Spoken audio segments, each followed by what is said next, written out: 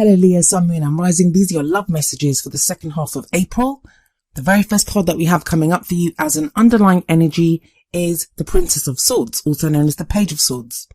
The pages, they can be messengers, so this can refer to messages back and forth, especially as swords represent our thoughts, our ideas, our beliefs and how we communicate them.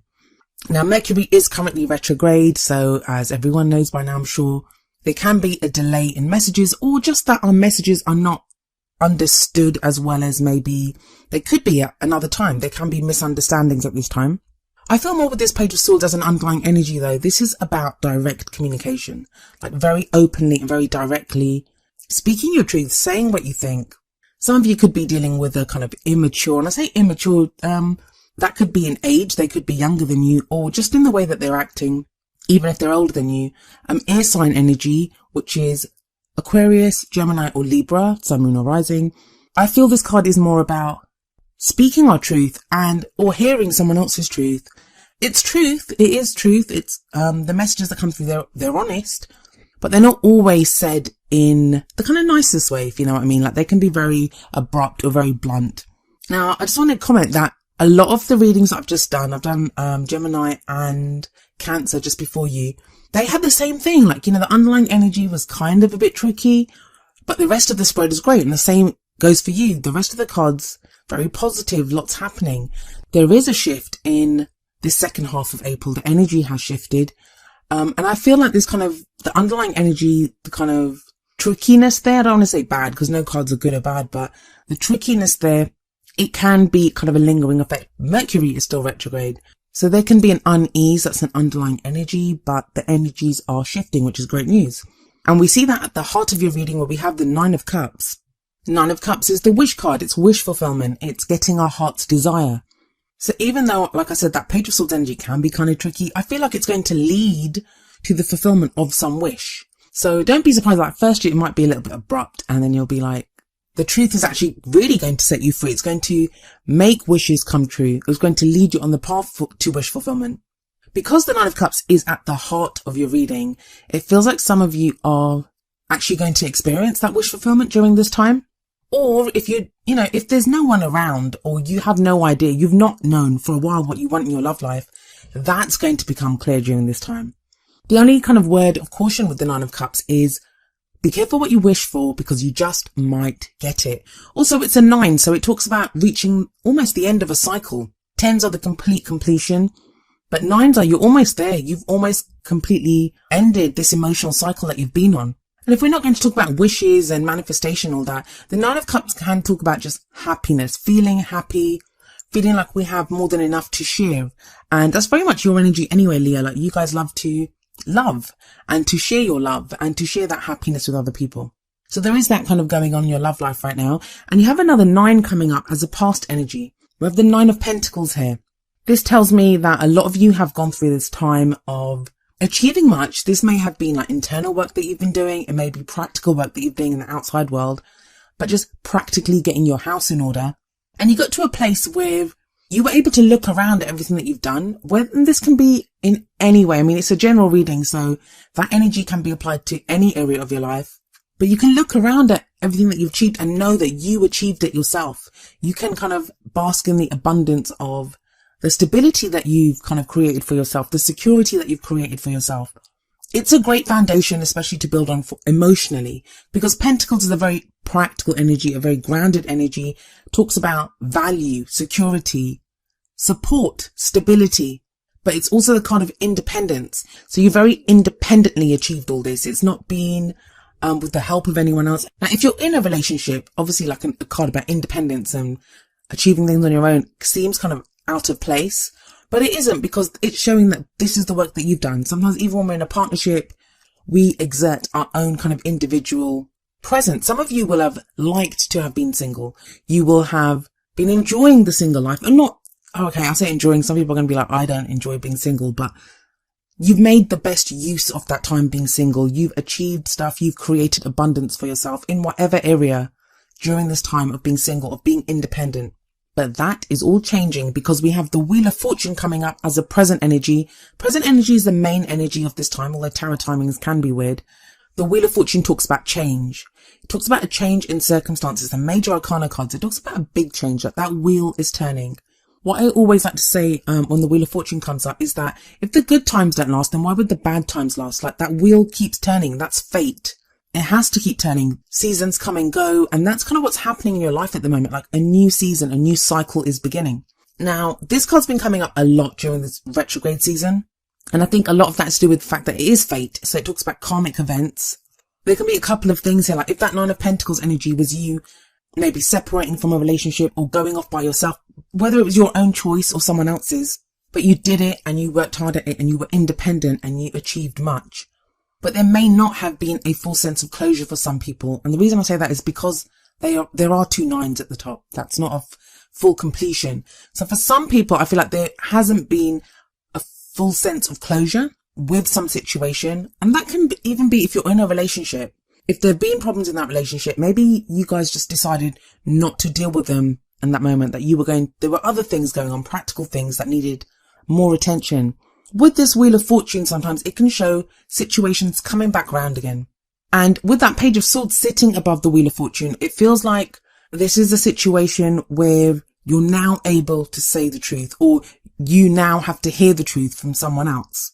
I don't feel like it's a bad thing at all, not with the Nine of Cups there, and not with the cards that follow either. It feels like this is something that needs to be said. It may have been delayed. Sometimes the Page of Swords can show a delay in communication, as I said before. So if it's something that needs to be said, it's something that's long overdue that has to be said. And you say it in a strong way because you have that Nine of Pentacles as a past energy. You've come out of that. And because it's a change, and whenever the Wheel of Fortune comes up, I do see it changing from the past. So maybe, I'm not saying you're going to be less independent. If you've been single, it could now show a change in your status, in your relationship status. So if you've been with someone, if it's just been like casual dating, that can get stronger. That changes now. But there is change. Whenever the Wheel of Fortune shows up, there is definite change. And you have another Major Arcana coming up in the future. So where does this change lead us? Well, it leads us to the Lovers card. Somebody else got the Lovers card here. I think it was Taurus. I know there's been a very stuck energy around you, Leo, where you've not been able to move forward. You haven't been able to change. And that's been across the board, I think. Everyone's been experiencing that. Well, now your options open up. The Lovers card, it's a card of making choices in love. It's deciding to love, even for some people. But I say it's like a choice. It can represent unions. If we look here, there's 2 people and they're naked. Whenever there are naked people in a card, I always see that as being vulnerable, as being open. And above these 2 people is an angel. So that's like divine protection, divine guidance. But with that Nine of Cups there, with the Lovers there, I don't even know how much of a choice it's going to be for you. It's going to be something that you've wanted in your love life. It's going to be something that you do love. And I think it was you, Leo, that last time you had the energy of you weren't sure if you were ready to love, or you weren't sure if you were ready to move forward.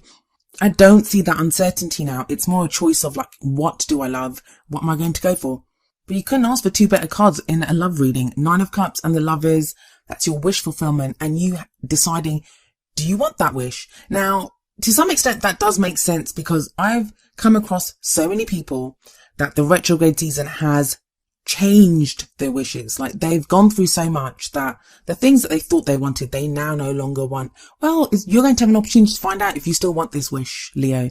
Even though the Lovers card, yes, it's a choice. I sometimes think, well, if you truly love something, and a lot of you will, you'll still truly love whoever it is that you love, or whatever type of love life it is that you want, you'll still want that. When you're presented with the choice of having that, would you say no? The Lovers does represent head and a heart choice sometimes. So, it's following your heart. Are you going to make yourself vulnerable like those naked people in the Lovers card? For some people, no. For some people, you might like that energy of the Nine of Pentacles in the past where you were strong and independent and you kind of want to continue like that. But I feel like you can't make the wrong choice. Whatever choice you make, it leads to wish fulfillment. So you cannot make the wrong choice. That's a lovely kind of safety net to have underneath you during this time. But what is it that leads us to this future? What is it that takes us there?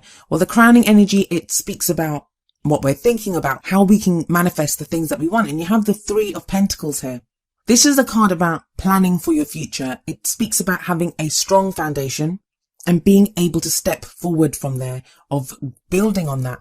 3s are always about action in the future. Now, even though this is Pentacles and does talk about kind of very practical things. I do feel like these people, they're kind of putting their heads together to come up with a plan that what are we going to do next? How do we build on this? How do we move forward? And it's nice to have options. It's going to be nice to have options because you have that Nine of Cups energy. This can be anything. This can be choosing who you want to be with, like making a plan of, I want to be with this, or it could be, because there's always like more than one person in the Three of Pentacles card, could be making a plan with your partner or with someone that you're dating, like how you want to step forward. I do see for a lot of you kind of almost like a leveling up in relationship status. That Wheel of Fortune and the Lovers, they pack a powerful punch, especially with the Nine of Cups at the heart of this reading. So what's your advice from the Oracle cards? Well, from the Romance Angels, we have soulmate. Yes, this is your soulmate. Now, if for those of you that have been following my channel for a while, you know how I feel about using the word soulmate. Everyone has their own very kind of definite idea of what a soulmate is. So I feel like we can get lost in semantics sometimes when talking about soulmates. But in terms of this reading, that soulmate energy to me speaks about someone that we're very connected to, someone that we have that kind of fated feeling about. We may feel like we already know them. That's a very loving image on this card. But in the actual sense of what soulmates are, they can challenge us. Soulmate relationships can be some of the most challenging. So maybe you've had a tricky start with someone, or, you've not been sure about how things are going. Maybe it's your soulmate person that has had that kind of Page of Swords energy and has said some things to you that have made you think like, whoa, no one talks to me like that. Or, it's that kind of thing that you feel that connection with someone, but you're not completely sure, which I also think is kind of strange because when you meet your soulmate or when you meet a soulmate, there's usually no question about it. But if there is a question about it, this card is saying, yes, you've met your soulmate. Now, if you've met no one, there's no one in your life, there's no one around, and you're completely single, that Lovers card in the future can represent someone coming in with a kind of soulmate energy or that kind of very deep connection, compatibility. But that sense of, yes, this is your soulmate, feels like you already know that kind of person. You may have already been through a karmic relationship with someone and that kind of blew up, but there was things about that person that maybe you dated someone totally different from your usual type. When we go through those kinds of situations, they prepare us for the next person. So if you were older and you dated someone very younger and that was like something totally different for you, that could be preparing you for the next person. If you dated someone that was from a totally different culture, from a different part of the world, something that you wouldn't usually do, or someone, maybe it was the first time you dated someone from work, like you don't usually date people in the workplace. Even though that relationship ended, that experience would have prepared you for the next person. That's why we go through those experiences, to make us open to a change, to prepare us for someone new that's coming in. So this is going to be someone new. And don't be surprised if something about that new person kind of really represents the energy of someone from before, or just that feeling that you have with this person is similar to something that you felt before, or the situation is similar. There can be some very uncanny similarities when the soulmate energy comes up. For others of you, this is very literally telling you that you have literally already met this soulmate person. Could be an ex, could be someone that you're with right now, it could be someone that you're dating, could be someone that asked you out and you kind of weren't sure if you wanted to date them at that time, but now you're thinking, could there be something that could be built from this? Or the Three of Pentacles says there is a kind of future here. There is something to be built on. There is progress that can be made, and there is a solid foundation on which a relationship can be built on. The advice from the Whispers of Love deck is focus on love. Look for the good attributes in each and every person in your life. I feel like this is going to be very important, especially with that Page of Swords energy. When someone comes and says something to you, don't focus just on their words. And remember, misunderstandings are very easy at this time with Mercury retrograde.